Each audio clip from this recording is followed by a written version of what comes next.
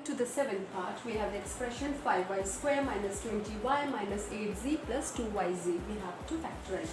So we'll do a little rearrangement of these terms. Okay, this 2yz can be written like this. Okay, minus 8z. Okay. Now we have total of 4 terms, so we can take 2 pairs. Okay. So in the first pair, we are having 5y square minus 20y. 20y can be written as 5 into 4. Okay. Now in these 2 terms, we can see that 5 is common to both, and here it is y square, and here in the second term it is y. So at least one y can be taken as common. Now in the first term, we are left with y. Why? Because this 5 and this, out of this 2y, we have taken 1y as common. Minus this 5 is here, this y is here, so we are left with 4. Okay. Then in this next pair, 8z is 8 can be written as 2 into 4. Okay. So we can see that in both the terms we have 2 as common. Okay. We can take 2 as common, and then we can take z also common. So you can take z also common, because z is common to both. So after taking 2z as common, we are left with y in the first term minus and minus 4 in the second term. So you can see that y minus 4, y minus 4.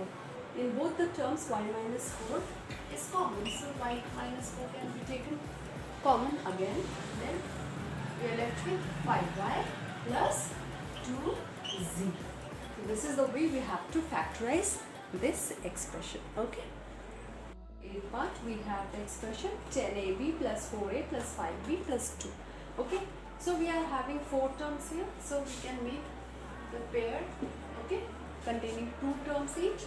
So in the first 2 terms, we can see 10ab plus 4a. 10 can be written as 5 into 2, and 4 can be written as 2 into 2. Okay. So we can take 2 as common here. Okay. Then you can see that a is also common to both the terms. So a can also be taken common. Okay. So common means that is available in both the terms. Okay. Remember this. Now, so we are left with 5 here and b, because 2a is taken as common, and here we are left with, because 1, 2 is taken as common, and this a is also taken as common, so we are left with 2 plus. See here in the second term, pair, we have 5b plus 2. Nothing is common, but we can take 1 as common, because 1 is common to each and every term. Okay, so we can take 1 as common, and we are left with 5b plus 2. So you can see that in both the terms we have 5b plus 2, 5b plus 2. So we can take 5b plus 2 as common from both the terms, and then we are left with 2a plus 1. Okay. So we have factorized this expression. Okay. So the last part of the third question, we are having 6xy minus 4y plus 6 minus 9x. Okay. So we will do a bit of arrangement here with the terms.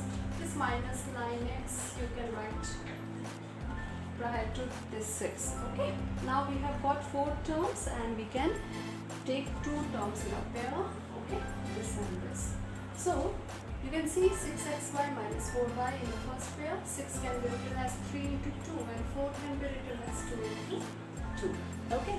Now 2 can be taken as common, because it is available in both the terms, and we can see that y is also common to both the terms. So 2y is the common one. Now we are left with 3x, because x is also there, minus, out of this 2 into 2y, we are having 2y as common, so we are left with 2 only.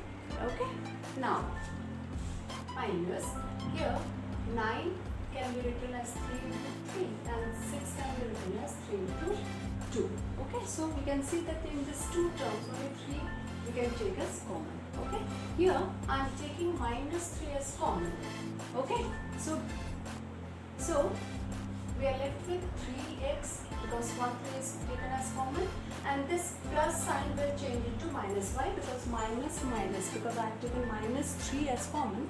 So when we are going to multiply minus 3, we can get plus 6 again. So minus 3, so we are left with 2. Now you can see Here we have got 3x minus 2 and 3x minus 2 common to each term. So we will take 3x minus 2 as common and we are left with 2y minus 3. So in this way we have to factorize this expression.